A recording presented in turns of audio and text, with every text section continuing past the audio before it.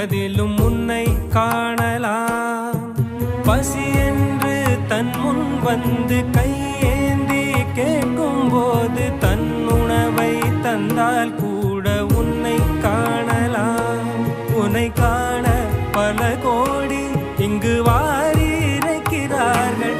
எளிதாக உன்னை சேர இங்கு யாரு நினைக்கிறார்கள்.